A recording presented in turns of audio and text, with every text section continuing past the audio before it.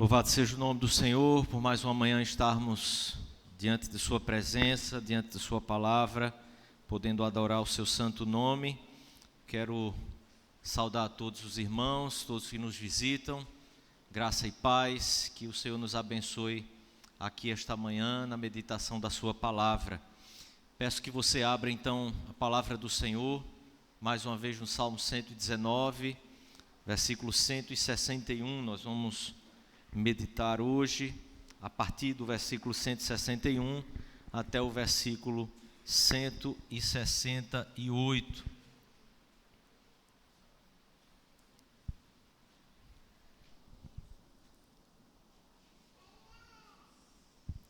Salmo 119, a partir do versículo 161 até o versículo 168. Diz assim a palavra do Senhor, irmãos. Nós leremos a sua palavra e após a leitura nós vamos mais uma vez orar, pedindo que o Senhor nos conduza aqui. Vamos orar também pela família que nós convocamos então a igreja essa semana a orar por ela, família de Danilo e Amanda, que o Senhor continue os abençoando. Diz assim a palavra de Deus: príncipes me perseguem sem causa, porém o meu coração teme a tua palavra. Alegro-me nas tuas promessas, como quem acha grande despojos. Abomino e detesto a mentira, porém amo a tua lei.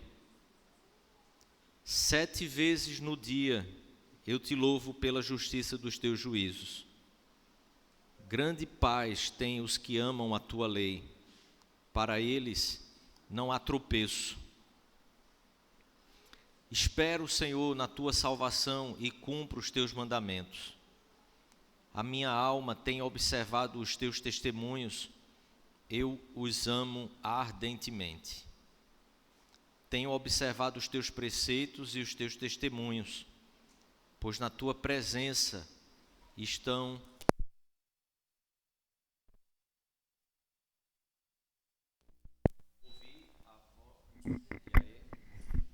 Será que... Vamos lá. Não se preocupe, irmãos, eu não tenho problema em falar um pouquinho mais alto, tá? Se faltar, a gente continua. Queridos, eu quero trazer aqui à sua memória aquilo que o salmista iniciou tratando, quando ele diz no versículo 136, que torrentes de água nascem dos meus olhos, porque os homens não guardam a tua lei. A partir desta perícope que nós trabalhamos já alguns domingos atrás, o salmista repete por mais 2 vezes o quanto a angústia do coração dele é porque homens não guardam os seus mandamentos, ou a perseguição que ele sofre é por causa de que os homens não obedecem os seus mandamentos. Se você observar o versículo 168 agora, o último versículo que lemos, o salmista diz que tem observado os preceitos do Senhor e os testemunhos do Senhor, pois na presença do Senhor estão todos os meus caminhos. A presença de Deus, o estarmos na presença de Deus, é algo que você me fez lembrar, irmã, que eu não orei pela família desta semana e não fiz a oração que falei que tinha orado, porque foi na hora que a luz faltou e eu me dispersei aqui. Então, eu vou tomar a deixa agora e chamar a igreja a orar mais uma vez. Vamos orar então? Pai querido, obrigado, Senhor, porque tua palavra pode ser lida e podemos expor e ter a tua palavra exposta ao nosso coração. Ajuda-nos aqui a nos concentrarmos na tua palavra e ouvir tua voz. Em nome de Jesus, pedimos que o Senhor também estenda a sua mão graciosa sobre a vida da família de Danilo, que cada um deles, Pai, possam caminhar nos teus caminhos e continuar a servir ao Senhor, Pai.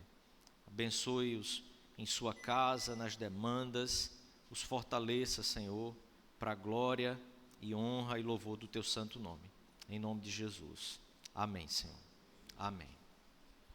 Voltando então, como estava dizendo, o salmista fez essa relação aqui e orou ao Senhor quanto aos homens que não guardam a sua palavra e o quanto ele chorava, se angustiava, o quanto que ele sofria por causa de que esses homens não guardavam a sua palavra.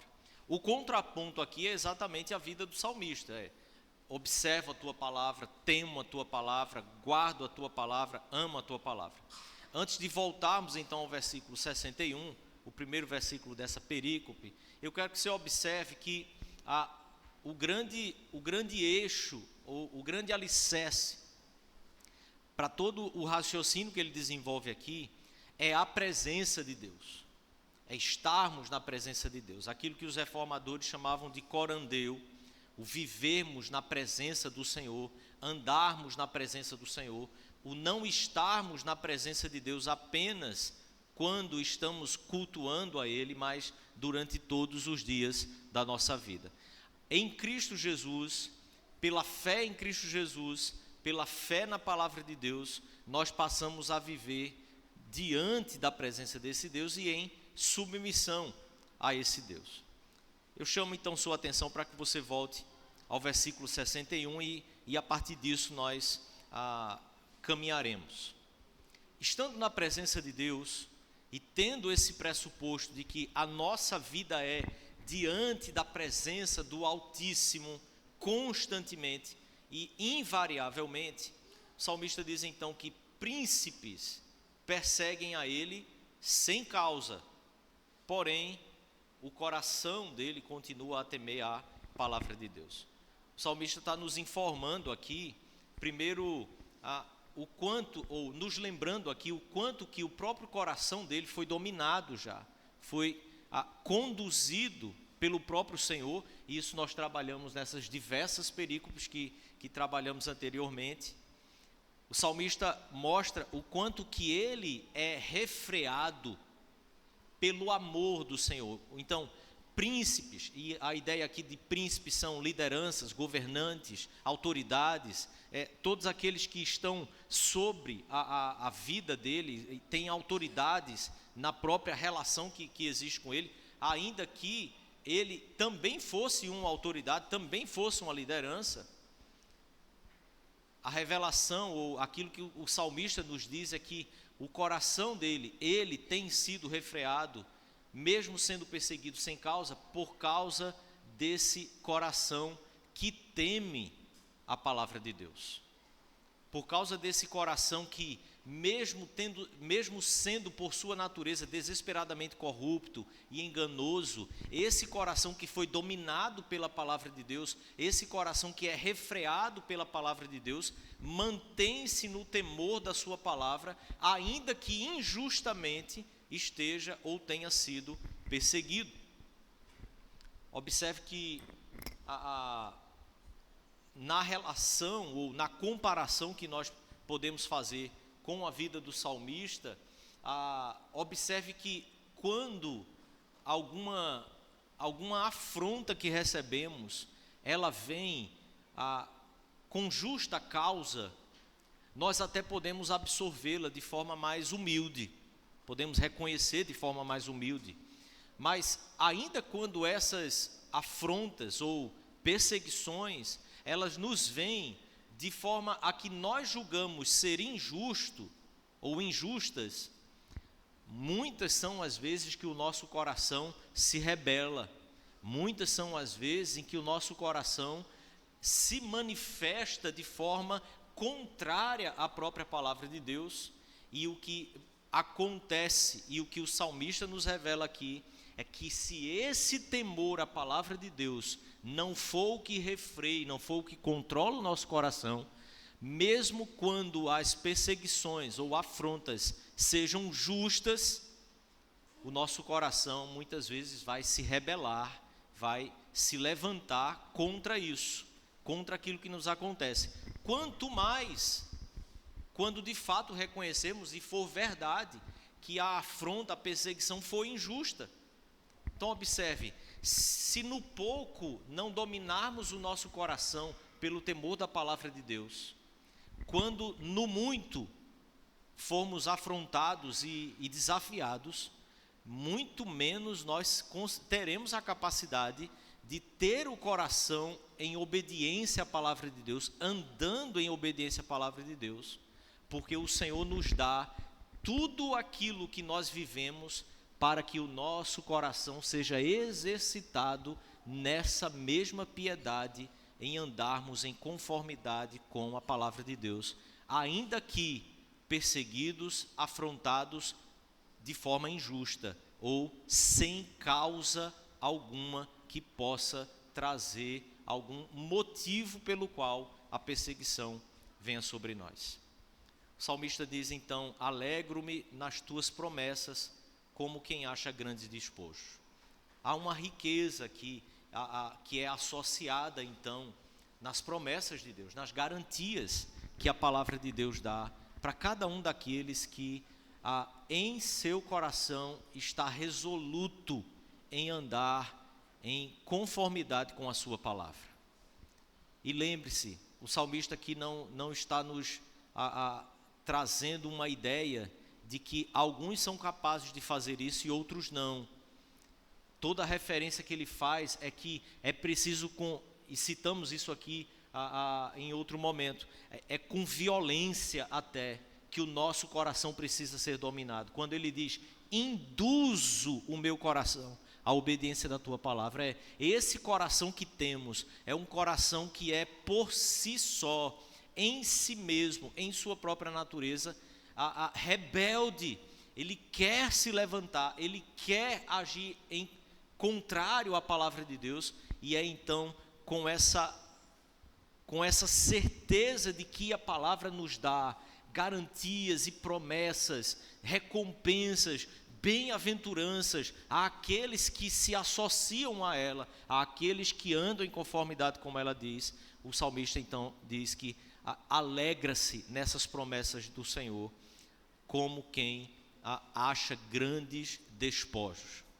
A doutrina que procede da palavra de Deus, o ensino que procede da palavra de Deus, é um ensino que precisa ser associado a essa gloriosa vitória, a uma gloriosa vitória, a um triunfo sobre o inimigo, e além desse triunfo, sermos então ainda surpreendidos com os grandes despojos daqueles que nós conquistamos nessa grande batalha. A ideia então é, além de gloriosa, além de triunfante, a obediência à palavra de Deus, o andar submetendo o coração, lutando a nossa vida para que o nosso coração se submeta à palavra, tanto é glorioso como traz imensas recompensas e recompensas imensuráveis. Então, mais uma vez, de forma a enfatizar, o salmista diz: abomino e detesto a mentira, porém amo a tua lei. Observe, nós já tratamos isso e eu quero não me deter tanto aqui, mas essa purificação das afeições do salmista, quando tratamos aqui do quanto nós temos dificuldade ainda, muitas vezes em nossa própria natureza, em realmente sentir asco, sentir nojo por aquilo que é o pecado, por aquilo que é a mentira, por aquilo que é a falsidade. A outra palavra para mentira aqui seria falsidade. Para o salmista, Deus honra e estima de forma que nós não merecemos, e é exatamente esse abominar a mentira, detestar a mentira, mas amar a palavra de Deus, é que é a grande recompensa do nosso coração. Então observe, ele diz: eu amo a tua palavra, mas eu detesto a mentira. E o versículo anterior, ele estava afirmando que as promessas de Deus, aquilo que Deus afirma, aquilo que Deus revela, aquilo que Deus então cumpre, são maravilhosas. Aquilo é para se estimar e alegrar-se naquilo, como quem acha grande despojo. E é exatamente por isso que os afetos, as afeições começam a ser mudadas no sentido de odiarmos aquilo que não agrada a Deus, odiarmos ao pecado como Deus odeia ao pecado. Porque o grande problema do pecado na nossa vida não é o fato dele estar presente ainda em nossa vida, mas é o fato de que nossas afeições ainda não estão rejeitando ao pecado que está presente em nossa própria vida. É tropeçarmos naquele pecado que há décadas, muitas vezes, nos persegue, mas aquilo não gerar em nosso coração mais, porque os vícios promovem isso em nossa vida, vão promovendo uma insensibilidade ao nojo que aquele pecado é em si. Por isso, essa relação é intrínseca aqui. Alegrar-se na palavra de Deus, alegrar-se nas promessas do Senhor, dá então a nós aquilo que eu e você precisamos, que é começar a não querer mais, a detestar, a odiar aquilo que nos afasta dessa alegria, dessa comunhão, dessa relação que nós temos com Deus. Calvino diz assim, comentando esse salmo: ora, se o amor à lei e o ódio pela falsidade estão inseparavelmente conectados, isso é uma inferência clara de que todos os que não aprendem na escola de Deus se acham infectados pelo engano da hipocrisia. Quando não estamos encontrando genuinamente esse amor à palavra de Deus, nossos afetos não serão transformados. Logo, a nossa luta contra o pecado torna-se uma luta hipócrita, porque muitas vezes estamos servindo a Deus, estamos trabalhando para Deus, trabalhando com Deus, mas o nosso coração ainda está cheio de desejo por aquilo que desagrada a Deus.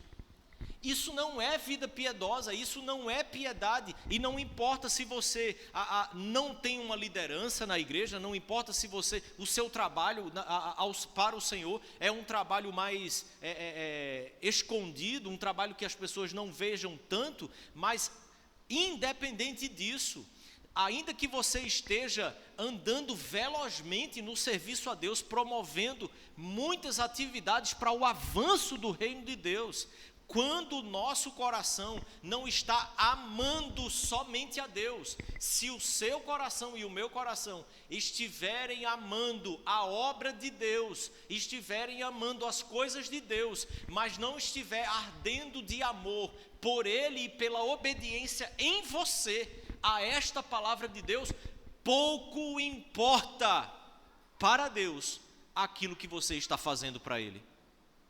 Deus não chamou você, não resgatou você, não purificou você em Cristo Jesus, não ressuscitou a sua alma da morte para que você amasse as coisas de Deus. Elas vêm em decorrência ao amor que nós temos e nutrimos por esse mesmo Deus e pela sua santa palavra.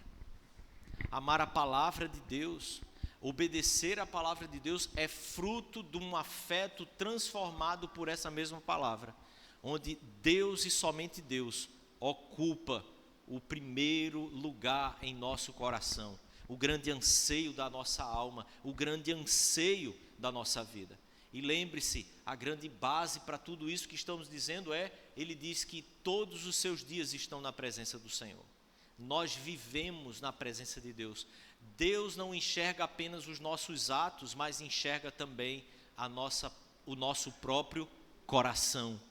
os nossos próprios desejos, os nossos próprios afetos, aquilo que realmente nos move, quando levantar e trabalhar e agir está sendo movido por um profundo amor por Deus, isso nos leva à oração, isso nos leva à devoção, nos leva ao estudo mais profundo da palavra de Deus, a não ignorar o aprofundamento da palavra de Deus por causa do serviço a Deus, mas o serviço a Deus vai procedendo do amor que temos e o conhecimento profundo desta santa palavra de Deus.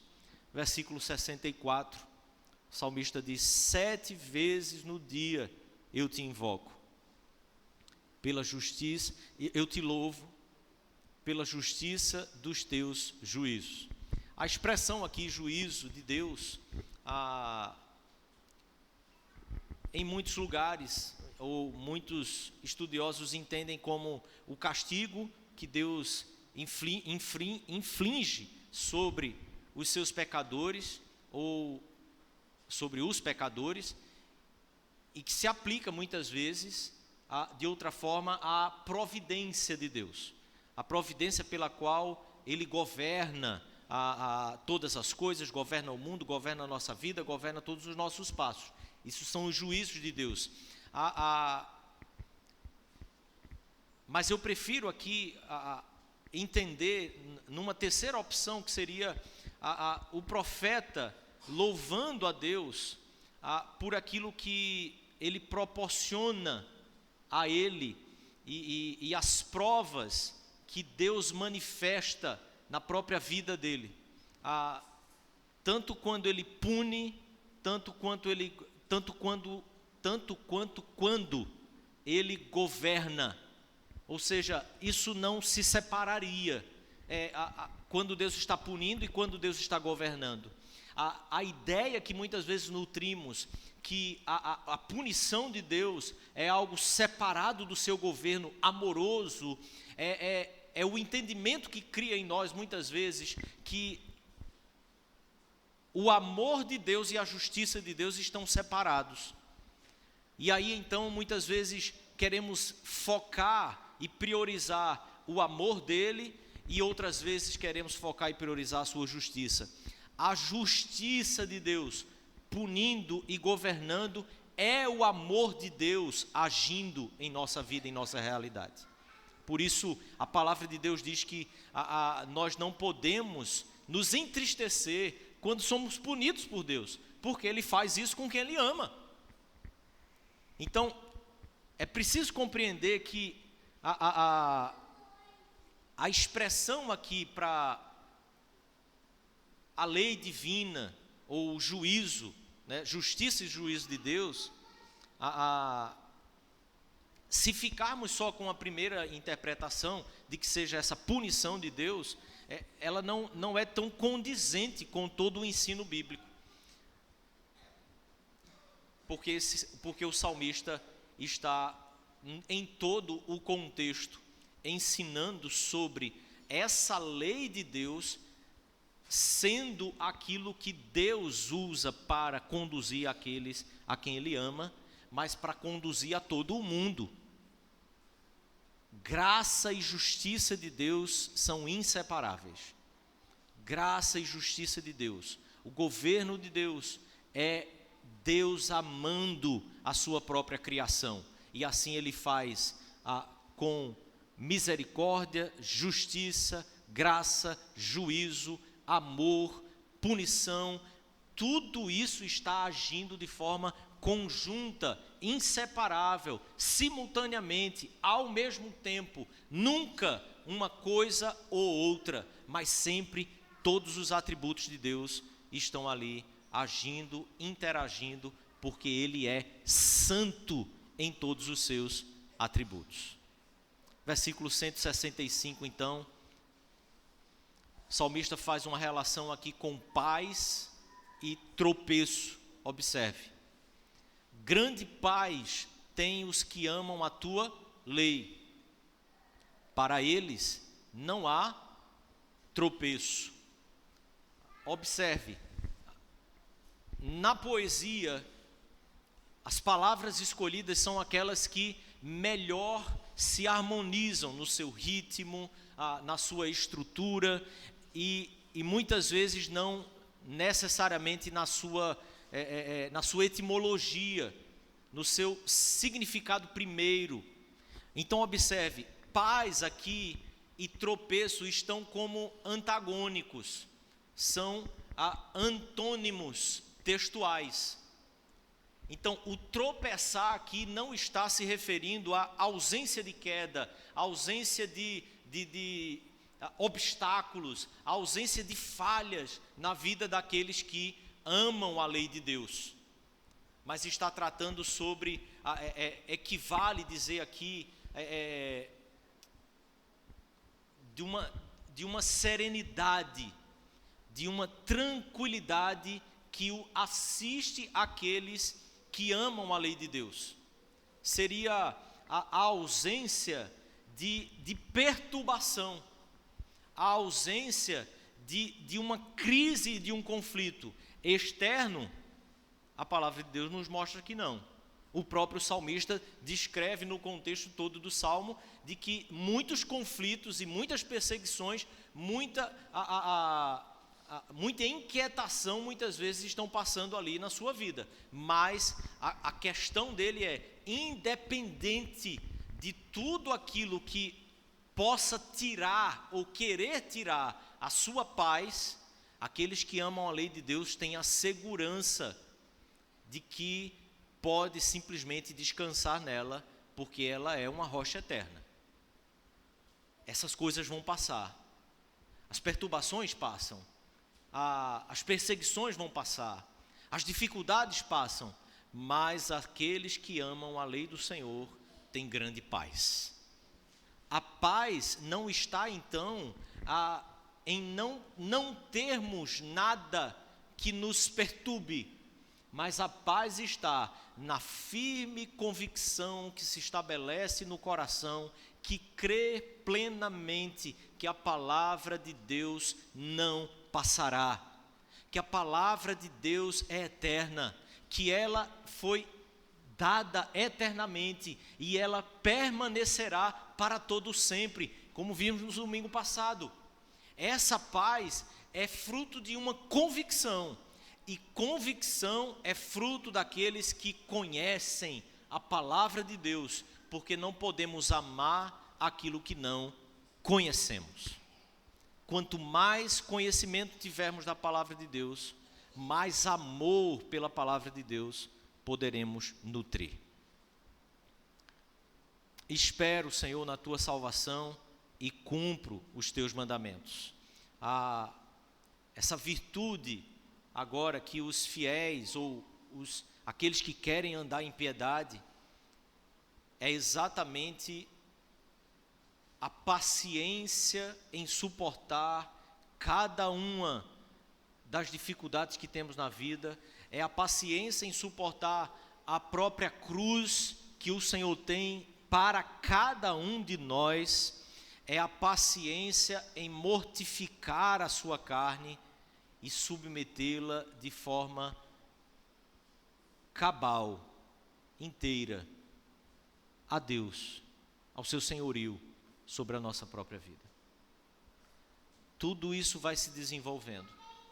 Essa segurança que temos na palavra então de Deus vai fazer com que o nosso coração aprenda a paciência.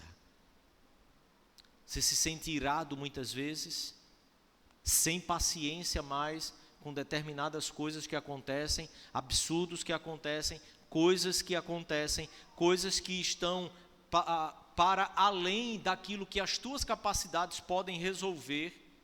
A situação que o mundo está, a situação que a igreja está, a situação que os perdidos estão, a situação que a sua família está, essa impaciência não é fruto da maldade e da desordem que há no mundo, mas ela é fruto da falta de temor, reverência e amor pela palavra de Deus. Quando os nossos afetos vão sendo transformados pela firme disciplina em buscarmos e obedecermos essa palavra, a ira vai perdendo lugar em nosso coração, porque o mundo não será mudado, a família não será mudada, a igreja não será mudada, os perdidos não se converterão por causa do seu esforço e do meu esforço. Eles serão mudados pelo anúncio desta palavra, quando Deus, em sua soberana vontade, quiser transformar cada uma dessas situações. Eu vou repetir aqui algo que alguns irmãos talvez lembrem, mas como visão é algo que a gente tem muita facilidade de esquecer, é que pessoas são transformadas pelo Evangelho. E só quando pessoas são transformadas pelo Evangelho, é que as relações dessas pessoas podem ser transformadas. Porque só o Evangelho é que pode trazer a verdade real e necessária para que todas as nossas relações sejam realmente transformadas conforme a vontade de Deus. E só nesse movimento do Evangelho, transformando o coração e relações, é que o reino de Deus, que é descrito por Jesus Cristo como aquele grão de mostarda, que é pequeno e que vai fazendo o seu movimento, e crescendo, ele passa a fazer sombra para muitos outros que vêm se alojar em sua sombra, mesmo que não tenha nada a ver com aquela árvore. É nesse movimento então que o mundo pode sofrer as transformações, não que nós queremos, não que eu e você almejamos, e nem mesmo aquelas que eu e você temos orado diante do Senhor. Só nesse movimento do Evangelho é que de fato o mundo pode sofrer as transformações que Deus quer promover nesse mundo, pelo Evangelho dele sendo vivido pela sua igreja, vivido por aqueles que querem realmente amar a Deus e a sua palavra, mais do que a obra de Deus, mais do que a missão de Deus, porque ninguém pode amar mais aquilo que só Deus é que ama de verdade.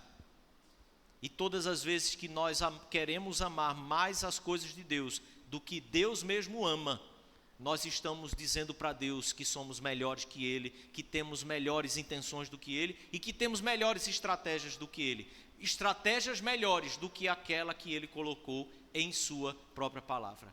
A principal virtude dos fiéis é suportar com paciência essa cruz que o Senhor dá a cada um de nós, a mortificação da nossa carne, submeter a nossa alma, o nosso coração calmamente ao Senhor, cabalmente a Ele, para que somente Ele faça o que quer em nossa vida e não nós façamos o que queremos para Deus, na obra de Deus, na casa de Deus, na nossa casa, que também é de Deus. O salmista então diz: a minha alma tem observado os teus testemunhos, eu os amo ardentemente.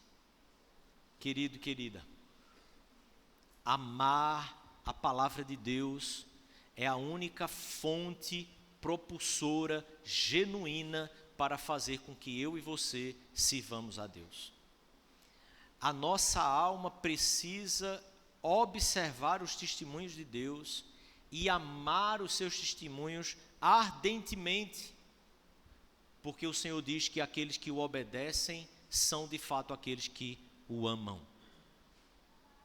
Não há amor a Deus e a Cristo Jesus sem a busca pela obediência cabal e completa a cada dia, sem que haja essa luta a cada dia, para que a palavra de Deus seja cumprida, obedecida, vivida e experimentada por minha vida em primeiro lugar, para que então Deus use, conforme a sua vontade, um instrumento que seja um instrumento realmente afinado, um instrumento que esteja realmente afiado e amolado, um instrumento que tenha a sua funcionalidade realmente se cumprindo, e isso só pode acontecer quando a palavra de Deus está em atividade, transformando o meu coração e o seu. Porque muitas vezes nós estamos buscando um pouco mais de serviço a Deus, mas estamos nos esquecendo o quanto esta palavra precisa arder no coração de cada um. Essa obra que o Evangelho realiza no mundo, a obra que o Evangelho realiza em nosso coração, a obra que chamamos de obra da evangelização, é obra de Deus. A obra da igreja é a obra de Deus. Mas observe, não é tornar a obra de Deus nossa obra que fará com que sirvamos a Deus. Só vamos servir a Deus quando tivermos ainda mais profundo a consciência no coração de que a obra é tão somente dele. O Evangelho não será expandido, o Evangelho não será vivido e experimentado. O Evangelho não vai transformar nossas casas, o Evangelho não vai transformar nossa própria igreja. Enquanto acharmos que isso depende de nós, enquanto acharmos que isso é fruto do nosso esforço e não da graça de Deus, do poder de Deus, agindo através da vida de um povo que de fato ama a Ele e a sua palavra. Nunca na história da igreja, nenhum avivamento da igreja se deu porque as pessoas se moveram mais, mas se deu porque as pessoas amaram mais a palavra, buscaram mais a Deus em oração, passaram a ler mais as Escrituras Sagradas, estudarem a Bíblia e viverem a Bíblia. Logo, a Bíblia impulsiona o povo de Deus a servir a Deus do jeito que Ele quiser que esse povo o sirva. Agora é fato que Deus não usa outros instrumentos a não ser a sua própria igreja, a não ser o seu povo. Homens e mulheres não podem conhecer a palavra de Deus e não serem conduzidos à igreja de Cristo. É na igreja de Cristo que nós poderemos desenvolver e sermos lapidados o suficiente para que o nosso amor seja de fato ardentemente pela palavra de Deus. João Calvino, citando a parábola do semeador, explica que Cristo semeia a semente e então ele diz que a obra da evangelização é obra de Deus, é Cristo que semeia essa semente. E por isso, nós não podemos tomar a semente das mãos de Cristo. Eu e você não podemos dizer, não, deixa. Se você é pai, mãe, sabe como filhos sabem fazer bem isso. Você está ali dizendo, não rapaz, faz assim, mas a gente insiste, e se você foi filho, você sabe que também fazia a mesma coisa. A gente insiste muitas vezes em dizer, não, eu sei fazer. É como quem quer tirar a semente da mão do semeador e dizer, não, deixa que eu planto, deixa que eu faço isso. Quem semeia a semente é Cristo. Cristo é o semeador. Não tente retirar a semente das mãos dele. Calvino então explica que Cristo semeia essa semente por toda parte. E ele faz isso congregando a sua igreja, não por meios humanos, e sim pelo estrito poder celestial. Não obstante, o evangelho não cairá das nuvens como uma chuva. Veja, o teólogo acusado por muitos de não olhar para essa obra de expansão da igreja de Cristo, para essa obra de Cristo no mundo, no seu comentário de Romanos, ele diz, esse evangelho não cairá das nuvens como uma chuva, mas é trazido pelas mãos dos homens para onde Deus os enviar. Jesus ensina, querido, que Deus usa nosso trabalho, nos intima a sermos esse instrumento. O poder de salvar repousa em Deus, mas Ele revela essa salvação que vem pelo ouvir a palavra de Deus. Por isso, como crerão se não há quem pregue? Deus revela essa salvação através da pregação do Evangelho. Mas nunca esqueça que o evangelismo é de Deus, é a causa porque nós evangelizamos. Não porque o evangelismo é nosso, é dele. Mas como pregar aquilo que não amamos? Como terá poder a nossa pregação? Como terá poder as nossas ações na vida daqueles que em nossa casa, em nossa igreja e no mundo?